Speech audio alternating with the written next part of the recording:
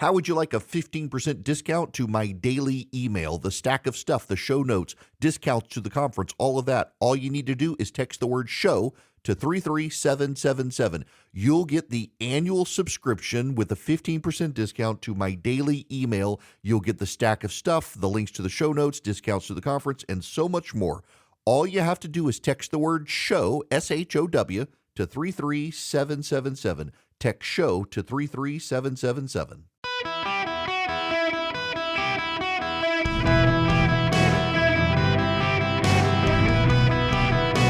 Welcome to the Eric Erickson Show podcast, Hour 2. Hello, America. Welcome. It is Eric Erickson here across the United States of America. The phone number, 877-973-7425.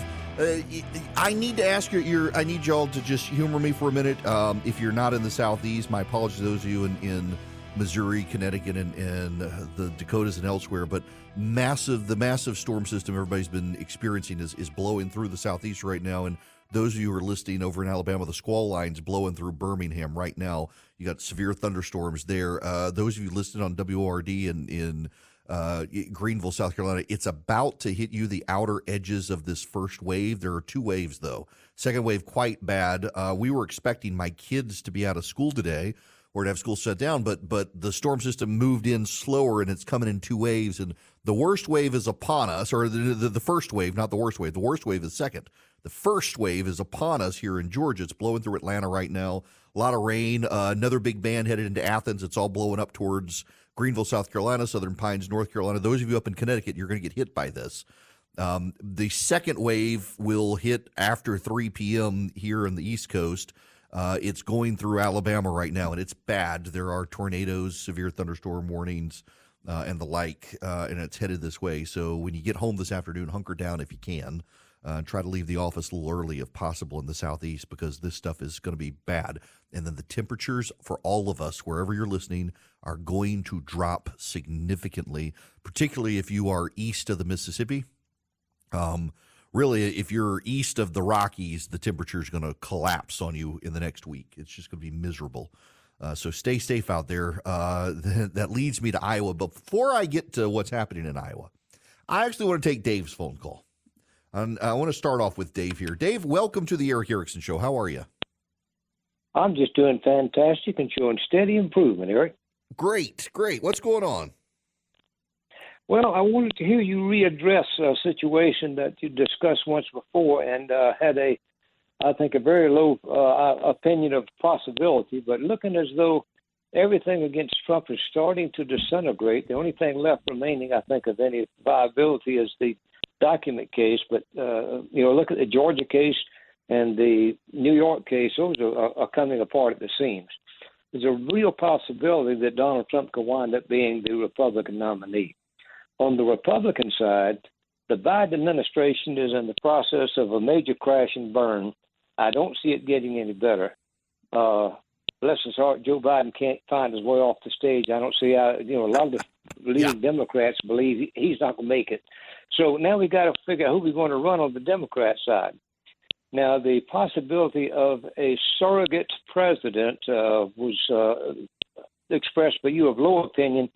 But historically, there was a chief executive in Alabama, George Wallace, who was succeeded by his wife, Lurleen Wallace, strictly as a placeholder, and he was the power broker. In the case of the Obamas, although Michelle Obama's previously said how much she didn't like being in Washington, they've got their millions, they've got their wonderful lifestyle, and they don't have anything else to do, and Barack likes the power. And she has Michelle has recently made statements about how concerned she is about the country. So she's not quite as vehement as she used to be about anti-Washington. She's concerned about it. So what's the possibility of the Democrats being forced into a brokered convention and Michelle Obama comes out as the required surrogate in order to put Barack back in power? Yeah, they've got the millions, they have a nice retired lifestyle, but they've got nothing else to do. And Barack likes the power. What do you think? Barack does like the power. And I think regardless of who the Democratic president would be, he'd have it. So, Dave, I used to be very hostile to the idea because it just seems like it comes from it comes from quarters of the internet that don't really have a great track record on these sorts of predictions. I will say this though, she started a voting rights group to get out the vote. She's been pushing Democrats, as you've said. She's growing increasingly vocal in her disdain for Donald Trump, and we must do whatever happens. However, there's an issue here for I see why people say Michelle Obama. I know people who are convinced that this is what's going to happen. Let me just give you the lay of the land here. As the delegates begin racking up for the Democrats and Republicans, the Democrats, you got to remember, changed the rules. They devalued the superdelegates. So the superdelegates only play a major role if you don't have enough delegate votes or if the delegate votes are fractured. With Joe Biden being really the only contender on the Democratic side, yeah, I know there's Dean Phillips and others, but they're shutting him out. The delegates won't be fractured, so the delegates will be bound to vote for Joe Biden. The delegates will have to vote for Joe Biden as a Democrat unless Joe Biden says, you know what, I can't do it. It's over. I'm out. Then there are two paths forward. If on the Wednesday night of the Democratic convention, Kamala Harris is confirmed as the Democratic nominee, they can't get out of it. They have to have Kamala Harris as the nominee.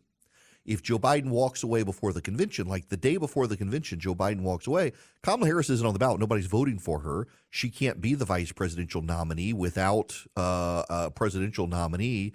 So, yeah, he could go out and the Democrats could rally. They could bring in Michelle Obama, and Trump is toast if it's Michelle Obama, probably, because of women, her biography. She's seen as favorable. You may not like her. I may not like her. I see her as partisan. You do too, but that's not how most Americans see her.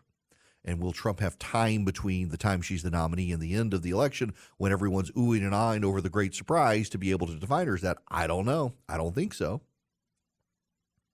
But I don't think it will be Michelle Obama for a number of reasons. Yes, she's committed to getting out the vote. Yes, she's committed to helping. But she doesn't like Washington, D.C. She didn't like being in the White House. She didn't like being under the spotlight. She still doesn't like being under the spotlight. But more than that, there are a lot of Democrats who resent like hell Barack Obama. This doesn't get covered in the media. It doesn't get covered by our side because we're now as obsessed with Obama as we were the Clintons. But there are a lot of Democrats who resent like hell Barack Obama. The Biden team despises the Obama team. There's a story in the Politico that Joe Biden has started referring to David Axelrod, Barack Obama's chief consultant, as a Rick Pay, if you do the pig Latin on that one. I don't want to say the regular word on radio. Starts with a PR and it rhymes with stick.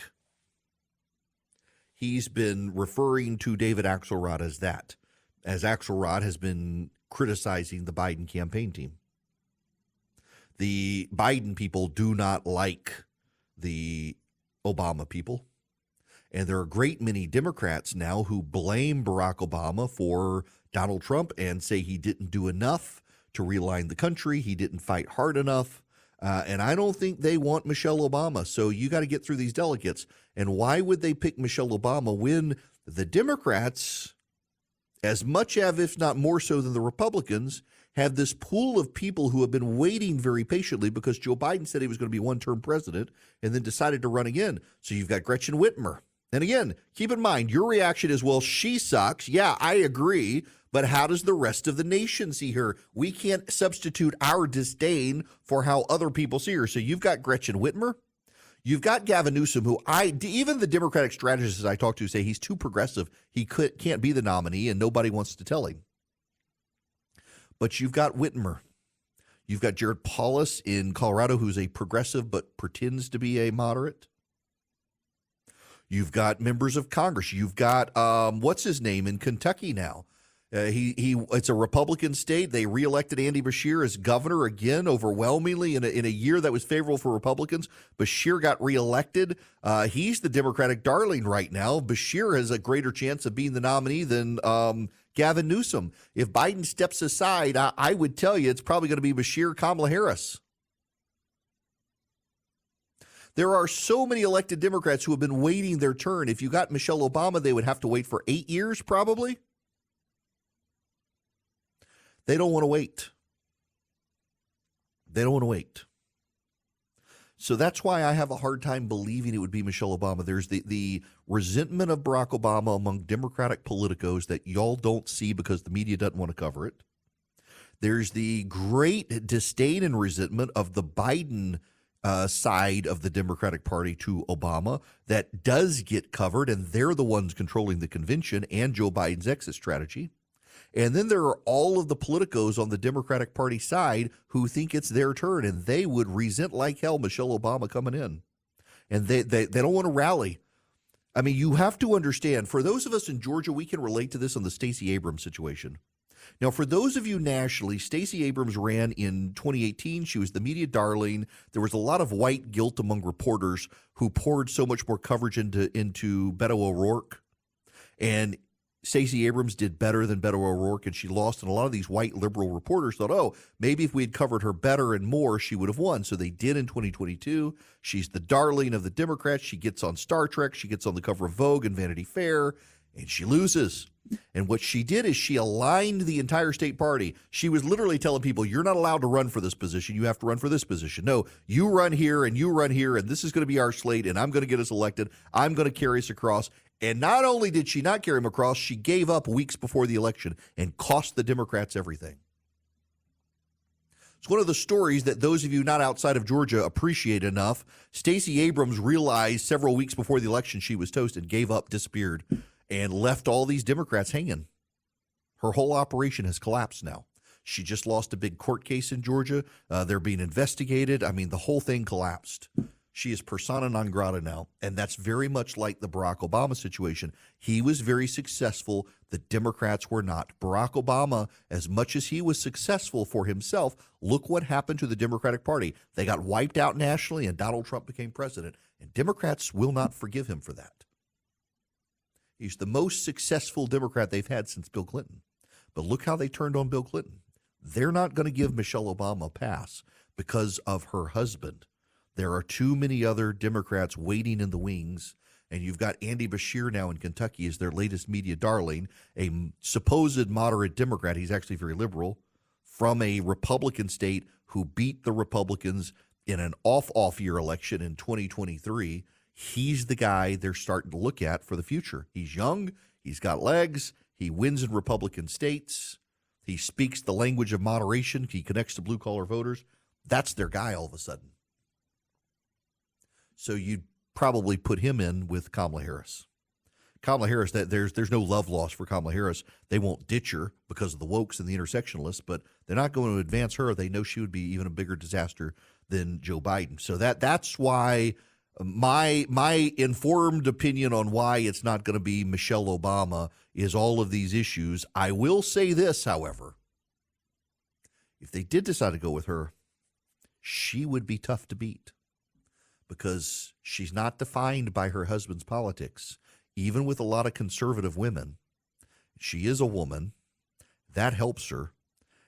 And she did a very good job rehabilitating her image after they left the White House with her biography and her speaking tour and the like.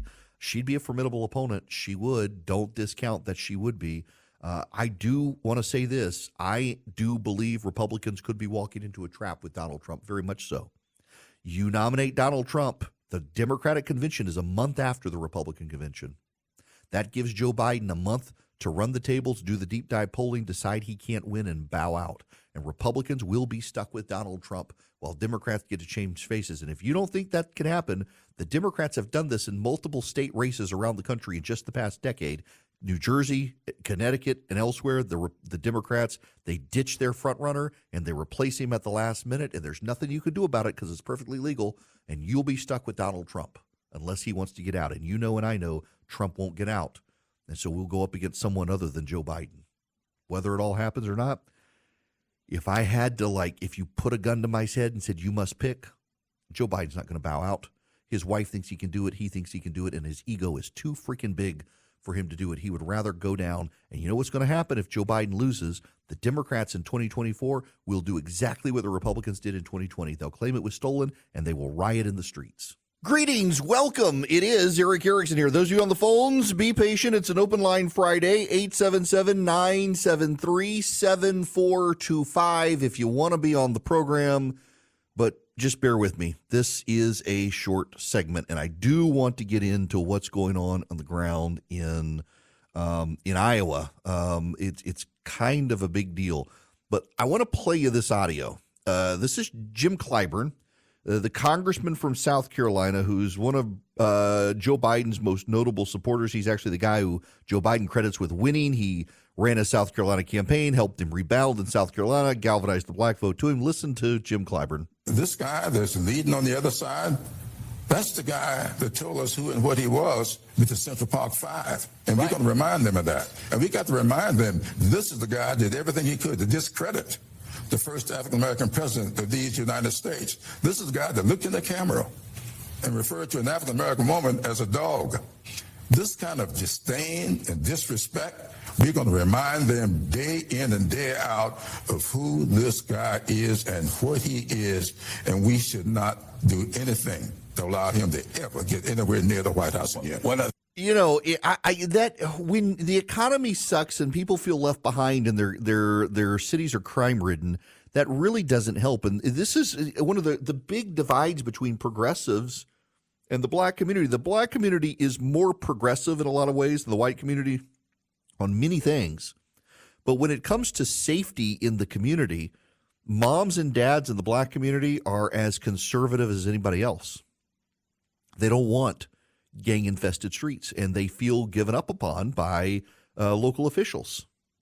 Remember, keep in mind, look at Chicago, where the new Marxist mayor of Chicago, it was white progressives who helped push him across the finish line. A lot of middle-class black neighborhoods rejected him, but it was the super poor areas and the upper-income white progressives who got him elected.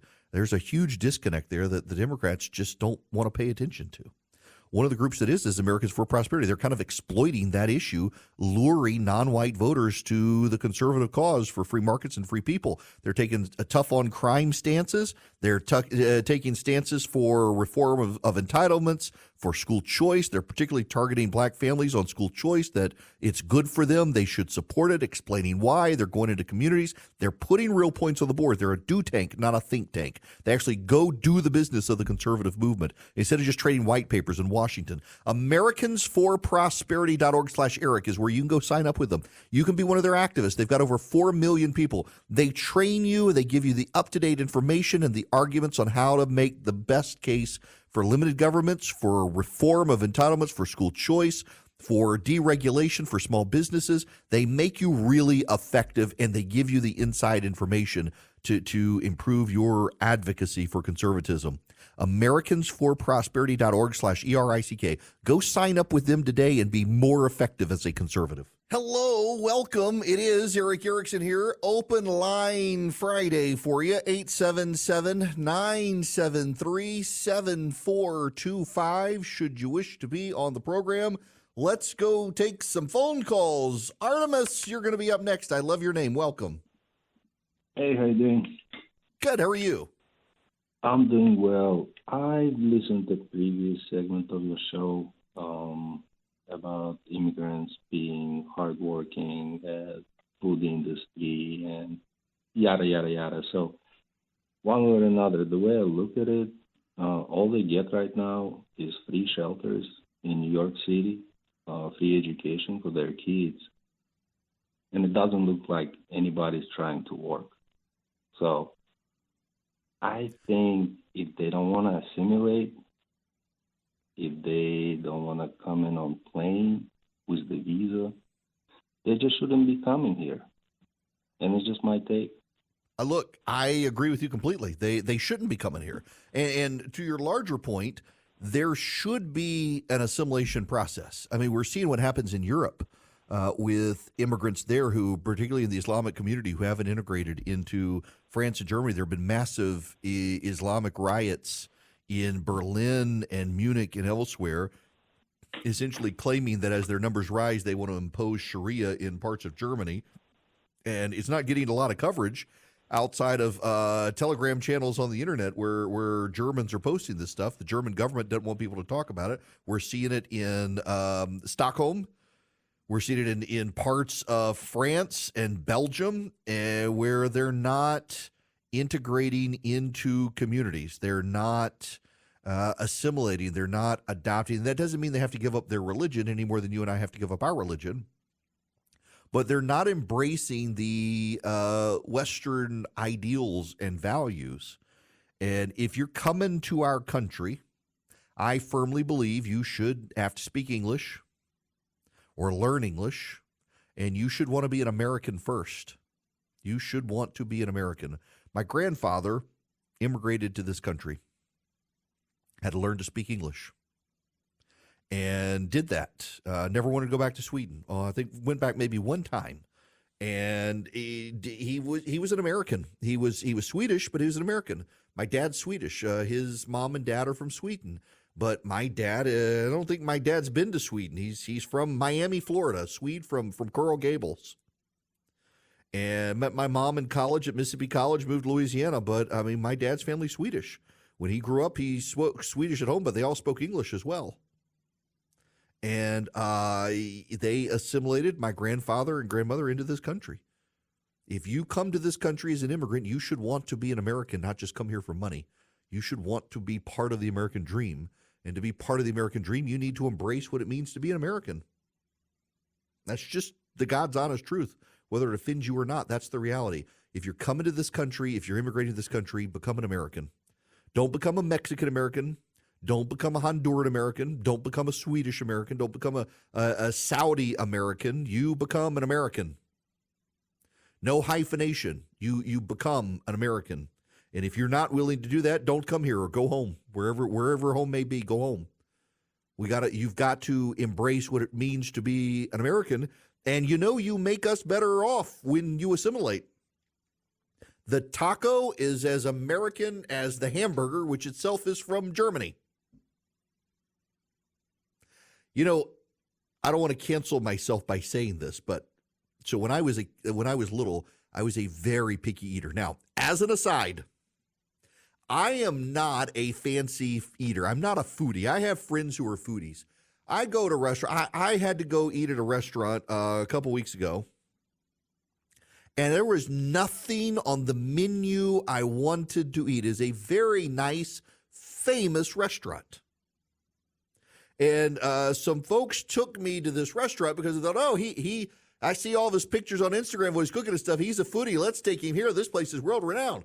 I was like, this is disgusting. I don't want to eat this crap. I mean, no, I'm not eating foie gras. I don't need your kangaroo. I don't want to eat kangaroo. I like roux in Winnie the Pooh. I don't want to eat him. I don't even eat deer. A lot of my friends that are hunters this is why I don't hunt, because now I want to go duck hunting because I love me some duck. My gosh, I could eat my weight in duck. That is some great stuff. I need to go duck hunting, but I'm not a deer hunter. One, I don't want to sit in the deer stand all day and be quiet and bored out of my mind, waiting possibly for a deer to come. Charlie goes deer hunting. Charlie goes deer hunting because he hates people, and he's guaranteed not to run into them in the deer stand. I don't want to go deer hunting because I'm going to have my coffee and have to pee all morning, and I don't want to sit up there waiting for a deer in the cold to come. But duck hunting, I can kill me some ducks and Peking duck those suckers and eat them. That's why I want my new shotgun. I may go buy my new shotgun this weekend. I want the Beretta A400. I want to get like a 20 or 28 gauge for duck hunting because I want to go duck hunting. As an aside, where was I going with this? The foodies. So all these friends of mine, they take me to these foodie restaurants. I'm like, this is gross. I don't want to eat this. When I was a kid, I was a very picky eater when I was a kid. My parents had to convince me to eat a taco by telling me that a taco was how Mexicans ate hamburgers. That is a true story. My parents convinced me that a taco was just a Mexican version of the hamburger. And, it kind of works when you think about it. Instead of a hamburger bun, you got the taco shell. I could eat me some tacos, y'all. I love the taco is as American as the hamburger. It is the great assimilation of food cultures in this country. Pizza and pasta and burritos and tacos and hamburger, gumbo, jambalaya. It's all part of American food culture, and it's wonderful and glorious. Y'all come on over from the Middle East and assimilate here and bring me some shawarma, because I can eat me some shawarma. You Indians and your naan bread and your curries, my gosh, that's the food I grew up with. That's home cooking for me. I love it. But you come and you be an American. You be an American. You shoot fireworks on the 4th of July. You hang out your American flag. You can have your own religious holidays. You want them, but you're an American when you come here. I have some neighbors down the street from me. My neighborhood is actually the most integrated neighborhood. I shouldn't say integrated, most diverse neighborhood in Middle Georgia. We have it is almost equal balance. White, black, Indian, Chinese. It is a huge mix of different races in my neighborhood. They're all wonderful people. We've got fantastic people in my neighborhood. Now that the drug lords are gone, that's another story. But one of my neighbors is from India. He became an American citizen. On the 4th of July, that dude's yard, it is not green. It is red, white, and blue. He puts American flags on every square inch of his property. That dude is the proudest man to be an American. He doesn't decorate for Christmas. He decorates the snot out of his house for Halloween. He loves that holiday. He's not a Christian. He's Hindu. He doesn't decorate for Christmas. But the 4th of July, you would think Uncle Sam lived in that house, or Betsy Ross threw up in the front yard. There are so many American flags in that guy's house. And that's what it is. Become an American. Love this country more than where you came from, because you worked to get here. And that's why the illegal immigration situation is so demeaning, because all these people, they pay somebody to cross the border. All they want to do is come here and work and send money back home. They're escaping violence. They don't want to be an American. You've got to come here and embrace this country and its culture. I'm not saying you got to become the biggest baseball fan or a football fan on the planet to learn how to make an apple pie. But you sure got to become addicted to America. That's what it means, or it should mean, to assimilate here. All right, back to the phones. Heidi, you're going to be up next. Welcome to the show. Yes, I wanted to just say a remark about the birth rate in this country being below the repopulation rate. Mm-hmm. If we had not murdered over 60 million babies since the beginning of Roe versus Wade and had such a destruction of the nuclear family, I honestly believe that we would not be in the situation that we're in, and especially with the Democrats trying to bring everybody in here. And just another quick thing, a little off subject, but remind everybody, if they're not registered to vote for their primaries in their state and their caucuses, that as here in South Carolina, if you're a Republican, the date for being able to vote is coming up very quickly by the 20th. So people, you need to get out there and register to vote in the primaries. I haven't heard anybody speaking to that, and I've had a lot of people, including myself, I'm ashamed to admit, had to look up to get more information on the caucuses, what they were, how they meant. And it's so important that we get out there and vote, because I think people think that, there are representatives that go to this caucus. No, you are the representatives of our state, our country, our beliefs. And if you don't get out there and vote now, that's a large voice that is not going to be heard. Amen to that. You're absolutely right. I'm glad you said that, because I usually try to write a note and remind myself, and I need to do that. Yeah, you folks, you got to get registered, particularly for more caucuses. You can show up, but for primaries, you got to be registered in most states ahead of time. You're absolutely right. And by the way, Heidi, I completely agree with you on the abortion issue as well. We wouldn't be having a negative birth rate in this country if we hadn't devalued human life after Roe v. Wade. And honestly, I read, what is it the other day in I think it's Hungary. There's this big embrace of Hungary by some on the right, and I'm not really there because it is a pretty authoritarian state. It's not fantastic. There are some things we can learn from them. One thing they do well is that if you have 4 kids, you never pay income tax. younger. You do not pay tax. A great way to incentivize people to have kids is you have 4 kids, you don't pay income tax again. Not a bad way to do it. I mean, we use the tax code to incentivize every other behavior. We might as well incentivize people having kids. All right, Tony, you're going to be up next. Welcome to the show. Hey, Rick. Hi there. Thank you for taking the call. I loved what you said about your parents, your grandparents, and becoming Americans. I want to share with you my family story. Both of my parents were born in Italy in the 1920s. They emigrated to the United States in the 1930s. My father joined the U.S. Army after Pearl Harbor, and he won his citizenship with a Purple Heart. Parents married after the war, 4 children, all 4 children, college graduates. 2 of us have advanced degrees. I myself served 20 years in the United States Navy as an officer.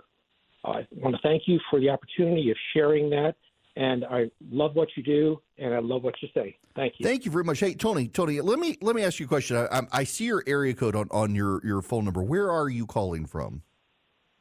I'm actually calling from Canton, Georgia. I used to live in Ohio, but like many people, I just kept my phone number when I moved. Okay, so now I got to ask you this question. We're going off the reservation, folks. If I can use that phrase without getting canceled, are you an Ohio State fan? No, I'm not.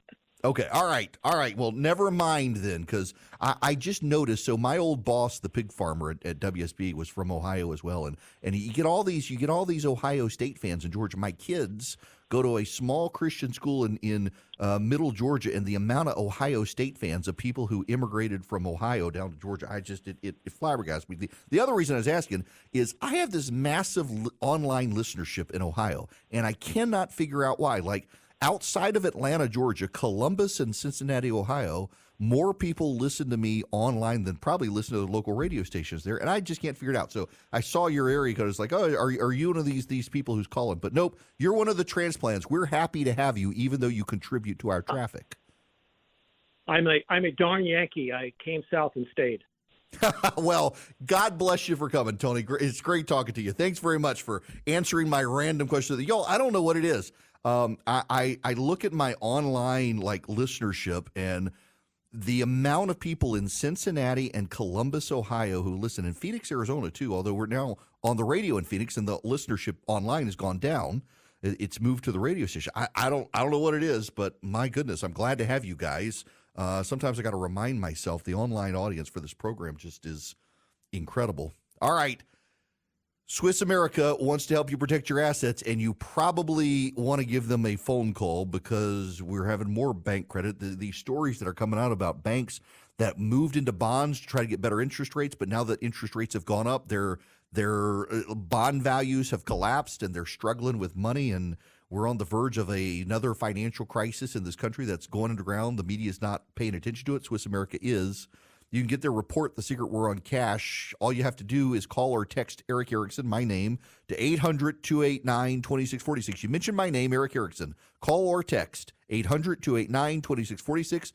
This war on cash includes digital currency. It's spreading. Read the report, The Secret War on Cash. It is free to you guys. Just mention my name, Eric Erickson.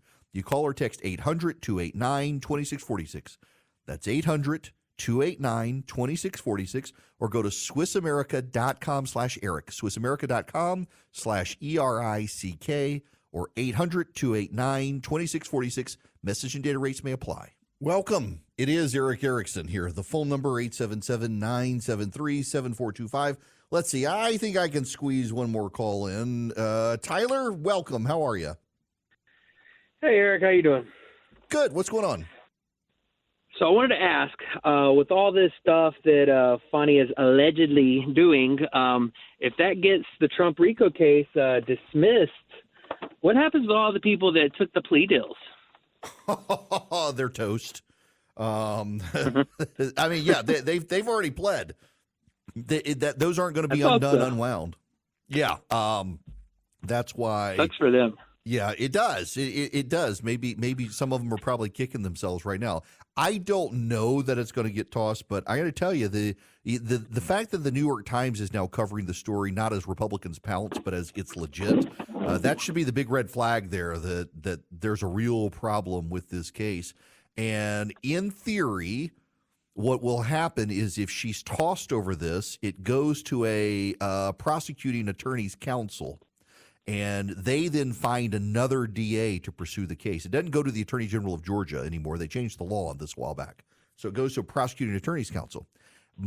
If I were the judge, and I know Democrats will say it's because I'm biased, whatever. If I were the judge, I would throw the case out because you have to disincentivize these sorts of corrupt practices. And by throwing out an otherwise credible case, you ultimately punish the attorney, the prosecutor, for the corrupt practices and disincentivize it in the future. But the people who've already pled guilty, they could have the judge reopen and revisit it because it was Nathan Wade, by the way, who cut those deals.